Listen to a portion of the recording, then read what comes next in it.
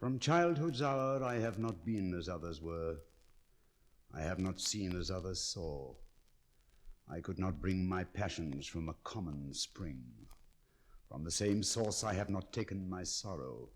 I could not awaken my heart to joy at the same tone. And all I loved alone. Then, in my childhood, in the dawn of a most stormy life, was drawn from every depth of good and ill the mystery which binds me still. From the torrent or the fountain, from the red cliff of the mountain, from the sun that round me rolled in its autumn tint of gold, from the lightning in the sky as it passed me flying by, from the thunder and the storm and the cloud that took the form, when the rest of heaven was blue, of a demon in my view.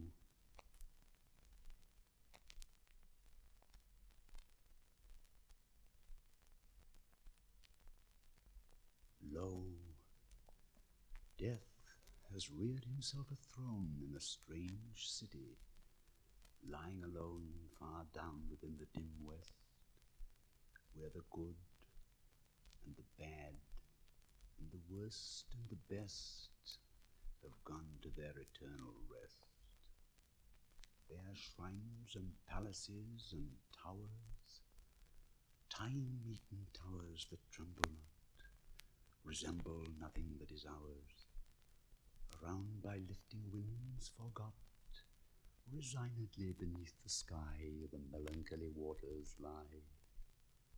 No rays from the holy heaven come down on the long night time of that town, but light from out the lurid sea streams up the turrets silently, gleams up the pinnacles far and free, up domes, up spires, up kingly halls, up fanes, up Babylon-like walls, up shadowy long-forgotten bowers of sculptured ivy and stone flowers, up many and many a marvelous shrine whose wreathed friezes intertwine the vial, the violet and the vine. Resignedly beneath the sky the melancholy waters lie. So blend the turrets and shadows there that all seem pendulous in air, while from a proud tower in the town death looks gigantically down. Their open fanes and gaping graves yawn level with the luminous waves, but not the riches there that lie in each idol's diamond eye, not the gaily jeweled dead tempt the waters from their bed, for no ripples curl, alas, along that wilderness of glass. No swellings tell that winds may be upon some far-off happier sea. No heavings hint that winds have been on seas less hideously serene. But lo, a stir is in the air, the wave, there is a movement. As are thrust aside in slightly sinking the dull tide, as if their tops had feebly given a void within the waves of now a redder glow. Breathing faint and low, with no earthly moans, down, down that town shall settle hence. Hell, rising from 1,000 thrones, shall do it reverence.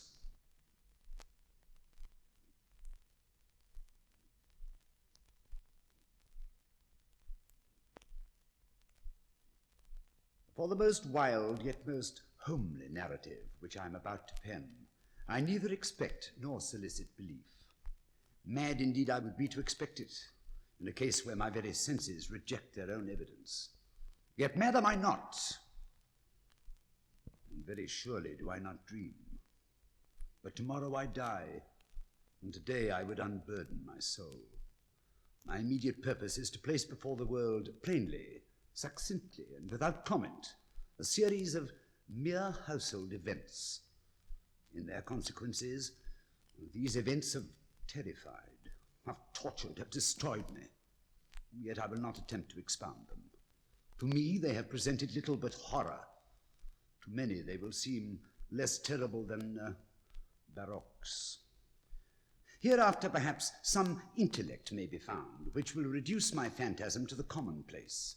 Some intellect more calm, more logical, and far less excitable than my own, which will perceive in the circumstances I detail with awe nothing more than an ordinary succession of very natural causes and effects. From my infancy I was noted for the docility and humanity of my disposition. My tenderness of heart was even so conspicuous as to make me the jest of my companions. I was especially fond of animals. I was indulged by my parents with a great variety of pets. With these I spent most of my time, and never was so happy as when feeding and caressing them. This peculiarity of character grew with my growth, and in my manhood I derived from it one of my principal sources of pleasure. To those who have cherished an affection for a faithful and sagacious dog, I need hardly be at the trouble of explaining the nature or the intensity of the gratification thus derivable. There is something in the unselfish and self-sacrificing love of a brute which goes directly to the heart of him who has had frequent occasion to test the paltry friendship and gossamer fidelity of mere man. I married early and was happy to find in my wife a disposition not uncongenial with my own. Observing my partiality for domestic pets, she lost no opportunity of procuring those of the most agreeable kind. We had birds, goldfish, a fine dog, rabbits, a small monkey, and a cat. This latter was a remarkably large and beautiful animal, entirely black and sagacious to an astonishing degree. In speaking of his intelligence, my wife, who at heart was not a little tinctured with superstition, made frequent allusions to the ancient popular notion which regarded all black cats as witches in disguise. Not that she was ever serious upon this point, and I mention the matter at all for no better reason than that it happens just now to be remembered. Pluto, this was the cat's name, was my favorite pet and playmate. I alone fed him, and he attended me wherever I went about the house. It was even with difficulty that I could prevent him from following me through the streets. Our friendship lasted in this manner for several years, during which my general temperament and character, through the instrumentality of the fiend intemperance, had, I blush to confess it, experienced a radical alteration for the worse. I grew day by day more moody, more irritable, more regardless of the feelings of others. I suffered myself to use intemperate language to my wife. At length I even offered her personal violence. My pets, of course, were made to feel the change in my disposition. I not only neglected but ill-used them. For Pluto, however, I still retained sufficient regard to restrain me from maltreating him, as I made no scruple of maltreating the rabbits, the monkey, or even the dog, when by accident or through affection they came in my way. But my disease grew upon me. For what disease is like alcohol? And at length even Pluto, who was now becoming old and consequently somewhat peevish, even Pluto began to experience the effects of my ill temper. One night, returning home much intoxicated from one of my haunts about town, I fancied that the cat avoided my presence. I seized him, when in his fright at my violence he inflicted a slight wound upon my hand with his teeth. The fury of a demon instantly possessed me. I knew myself no longer. My original soul seemed at once to take its flight from my body, and a more than fiendish malevolence, gin-nurtured, thrilled every fibre of my frame. I took from my waistcoat pocket a penknife, opened it, grasped the poor beast by the throat, and deliberately cut one of its eyes from the socket. I blush, I burn, I shudder when I pen the damnable atrocity. When reason returned with the morning, when I'd slept off the fumes of the night's debauch, I experienced a sentiment half of horror, half of remorse for the crime of which I had been guilty. But it was at best a feeble and equivocal feeling, and the soul remained untouched. I again plunged into excess and soon drowned in wine all memory of the deed. In the meantime, the cat slowly recovered. The socket of the lost eye presented, it is true, a frightful appearance, but he no longer appeared to suffer any pain. He went about the house as usual, but as might be expected, fled in extreme terror at my approach. I had so much of my old heart left as to be at first grieved by this evident dislike on the part of a creature which had once so loved me. But this feeling soon gave place to irritation, and then came, as if to my final and irrevocable overthrow, the spirit of perverseness. Of this spirit philosophy takes no account. Yet I am not more sure that my soul lives than I am that perverseness is one of the primitive impulses of the human heart, one of the indivisible primary faculties or sentiments which give direction to the character of man. Who has not, 100 times, found himself committing a vile or stupid action for no other reason than because he knows he should not? Have we not a perpetual inclination in the teeth of our best judgment to violate that which is law, merely because we understand it to be such? This spirit of perverseness, I say, came to my final overthrow.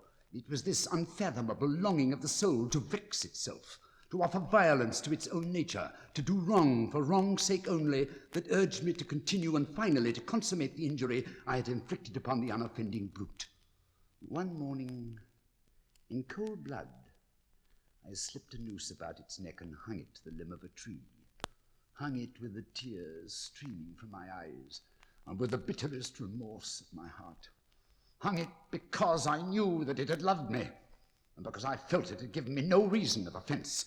Hung it because I knew that in so doing I was committing a sin, a deadly sin, that would so jeopardize my immortal. If such a thing were possible, even beyond the reach of the infinite mercy of the most merciful, the most terrible God. On the night of the day on which this most cruel deed was done, I was aroused from sleep by a cry of fire. The curtains of my bed were in flames. The whole house was blazing. It was with great difficulty that my wife, a servant, and myself made our escape from the conflagration. The destruction was complete. My entire worldly wealth was swallowed up, and I resigned myself thenceforward to despair. I am above the weakness of seeking to establish a sequence of cause and effect between the disaster and the atrocity, but I am detailing a chain of facts and wish not to leave even a possible link imperfect. On the day succeeding the fire, I visited the ruins. The walls, with one exception, had fallen in. This exception was found in a compartment wall, not very thick, which stood about the middle of the house, and against which had rested the head of my bed. The plastering had here in great measure resisted the action of the fire, a fact which I attributed to its having been recently spread. About this wall a dense crowd was collected, and many persons seemed to be examining a particular portion of it with very minute and eager attention. The words strange, singular, and other similar expressions excited my curiosity. I approached and saw, as if graven in bas-relief upon the white surface, the figure of a gigantic cat. The impression was given with an accuracy truly marvelous. There was a rope about the animal's neck. When I first beheld this apparition, for I could scarcely regard it as less, my wonder and my terror were extreme. But at length reflection came to my aid. The cat, I remembered, had been hung in the garden adjacent to the house. Upon the alarm of fire, this garden had been immediately filled with a crowd, by someone of whom the animal must have been cut from the tree and thrown through an open window into my chamber. This had probably been done with a view of arousing me from sleep. The falling of the other walls compressed the victim of my cruelty into the substance of the freshly spread plaster, the lime of which, with the flames and the ammonia from the carcass, had then accomplished the portraiture as I saw it. Although I thus readily accounted to my reason, if not altogether to my conscience, for the startling fact just detailed, it did not the less fail to make a deep impression upon my fancy. For months I could not rid myself of the phantasm of the cat, and during this period there came back into my spirit a half-sentiment that seemed, but was not, remorse. I went so far as to regret the loss of the animal, and to look about me among the vile haunts which I now habitually frequented, for another pet of the same species and of somewhat similar appearance with which to supply its place. One night, as I sat half stupefied in a den of more than infamy, my attention was suddenly drawn to some black object reposing upon the head of one of the immense hogsheads of gin or of rum, which constituted the chief furniture of the apartment. I'd been looking steadily at the top of this hogshead for some minutes, and what now caused me surprise was the fact that I had not sooner perceived the object thereupon. I approached it, touched it with my hand. It was a black cat, a very large one, fully as large as Pluto and closely resembling him in every aspect but one. Pluto had not a white hair upon any portion of his body, but this cat had a large, although indefinite, splotch of white covering nearly the whole region of the breast. Upon my touching him, he immediately arose, purred loudly, rubbed against my hand, and appeared delighted with my notice. This, then, was the very creature of which I was in search. I at once offered to purchase it of the landlord, but this person made no claim to it, knew nothing of it, had never seen it before. I continued my caresses, and when I prepared to go home, the animal evinced a disposition to accompany me. I permitted it to do so, occasionally stooping and patting it as I proceeded. When it reached the house, it domesticated itself at once and became immediately a great favorite with my wife. For my own part, I soon found a dislike to it arising within me. This was just the reverse of what I had anticipated, but I know not how or why it was. Its evident fondness for myself rather disgusted and annoyed me. By slow degrees, these feelings of disgust and annoyance rose into bitterness and hatred. I avoided the creature, a certain sense of shame and remembrance of my former deed of cruelty preventing me from physically abusing it. I did not for some weeks strike or otherwise violently ill-use it, but gradually, very gradually, I came to look upon it with unutterable loathing and to flee silently from its odious presence as from the breath of a pestilence. What added, no doubt, to my hatred of the beast was the discovery on the morning after I brought it home that, like Pluto, it also had been deprived of one of its eyes. This circumstance, however, only endeared it to my wife, who, as I've already said, possessed in a high degree that humanity of feeling which had once been my distinguishing trait and the source of many of my simplest and purest pleasures. With my aversion to this cat, however, its partiality for myself seemed to increase. It followed my footsteps with a pertinacity which it would be difficult to make the reader comprehend. Whenever I sat, it would crouch beneath my chair or spring upon my knees, covering me with its loathsome caresses. If I arose to walk, it would get between my feet and thus nearly throw me down, or, fastening its long, sharp claws in my dress, clamber in this manner to my breast.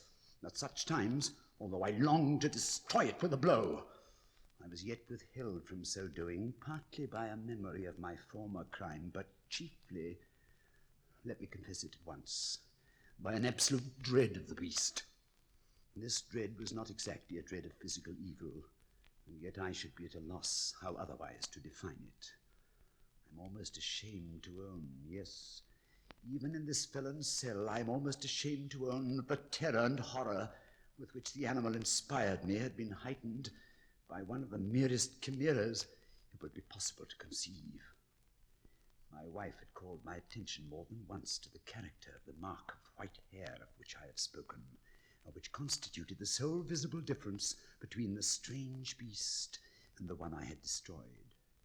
The reader will remember that this mark, although large, had been originally very indefinite, but by slow degrees nearly imperceptible, and which for a long time my reason struggled to reject as fanciful, it had at length assumed a rigorous distinctness of outline.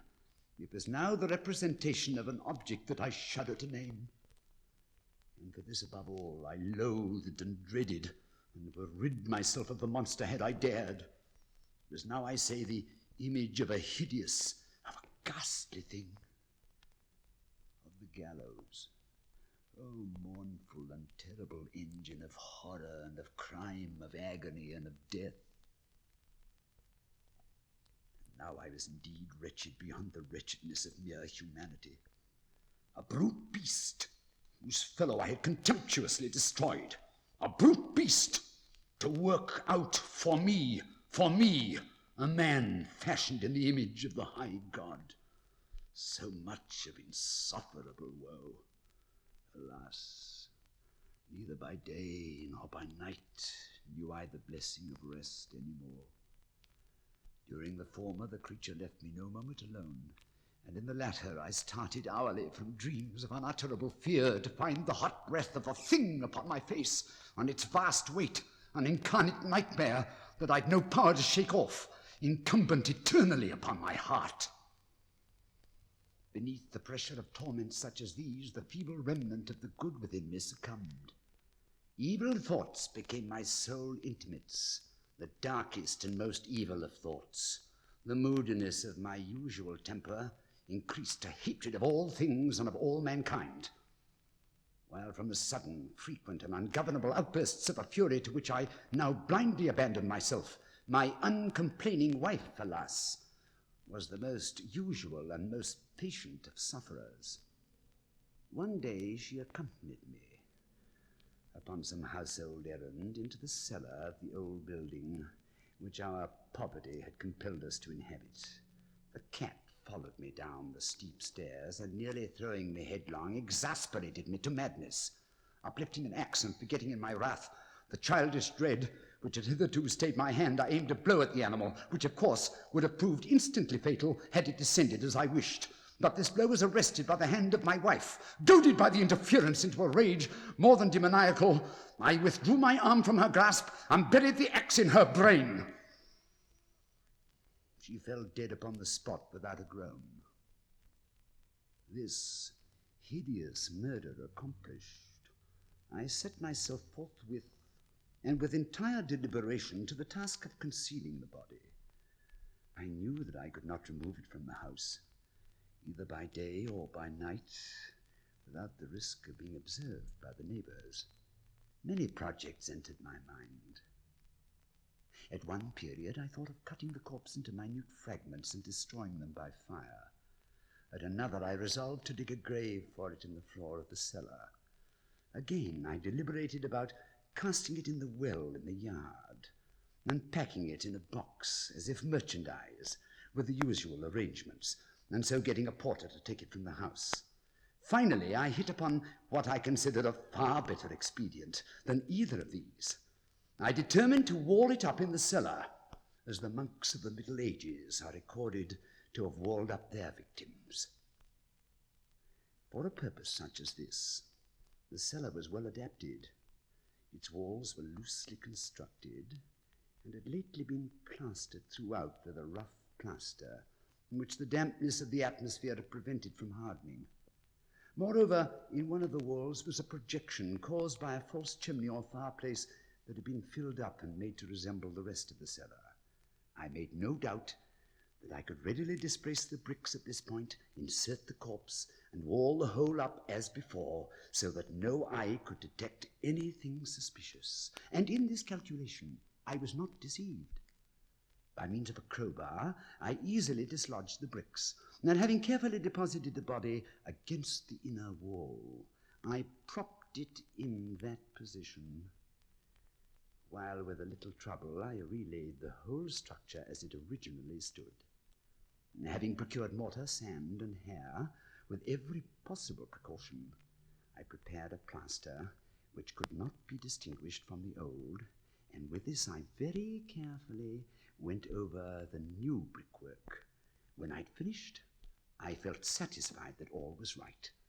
The wall did not present the slightest appearance of having been disturbed. The rubbish on the floor was picked up with the minutest care. I looked around triumphantly and said to myself, "Here at least, then, my labor has not been in vain."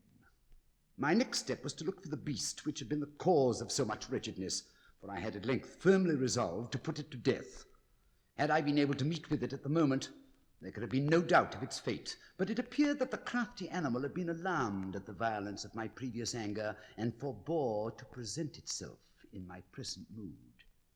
It is impossible to describe or to imagine the deep and blissful sense of relief which the absence of it in my bosom. It did not make its appearance during the night, and thus for one night at least, since its introduction into the house, I soundly and tranquilly slept. I slept, even with the burden of murder upon my soul. The second and third day passed, and still my tormentor came not. Once again I breathed as a free man. The monster in terror had fled the premises forever. I should behold it no more. My happiness was supreme. The guilt of my dark deed disturbed me but little. Some few inquiries have been made, but these have been readily answered. Even a search had been instituted, but of course nothing was to be discovered. I looked upon my future felicity as secured. Upon the fourth day of the assassination, a party of the police came very unexpectedly into the house and proceeded again to make rigorous investigation of the premises. Secure, however, in the inscrutability of my place of concealment, I felt no embarrassment whatever. The officers bade me accompany them in their search. They left no nook or corner unexplored. At length, for the third or fourth time, they descended into the cellar.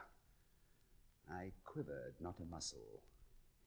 My heart beat calmly, as that of one who slumbers in innocence. I walked the cellar from end to end. I folded my arms upon my bosom and roamed easily to and fro. The police were thoroughly satisfied and prepared to depart. The glee at my heart was too strong to be restrained. I burned to say, if but one word, by way of triumph, and to render doubly sure their assurance of my guiltlessness. Gentlemen, I said at last, as the party ascended the steps, I delight to have allayed your suspicions. I wish you all health and a little more courtesy. By the by, gentlemen, this is a very well-constructed house. In the rabid desire to say something easily, I scarcely knew what I uttered at all. I may say an excellently well-constructed house. These walls, are you going, gentlemen? These walls are solidly put together. And here, through the mere frenzy of bravado, I rapped heavily with a cane which I held in my hand upon that very portion of the brickwork behind which stood the corpse of the wife of my bosom. But may God shield and deliver me from the fangs of the arch-fiend! No sooner had the reverberation of my blows sunk into silence than I was answered by a voice from within the tomb, by a cry, at first muffled and broken, like the sobbing of a child, and then quickly swelling into one long, loud, and continuous scream, utterly anomalous and inhuman, a howl, a wailing shriek, half of horror and half of triumph, such as might have arisen only out of hell, conjointly from the throats of the damned in their agony, and of the demons that exult in their damnation. Of my own thoughts, it is folly to speak. Swooning, I staggered to the opposite wall. For one instant, the party on the stairs remained motionless, through extremity of terror and awe. In the next, a dozen stout arms were toiling at the wall. It fell bodily. The corpse, already greatly decayed and clotted with gore, stood erect before the eyes of the spectators.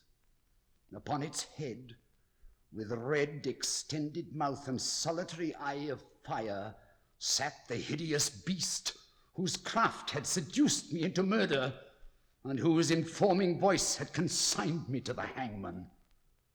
I had walled the monster up within the tomb.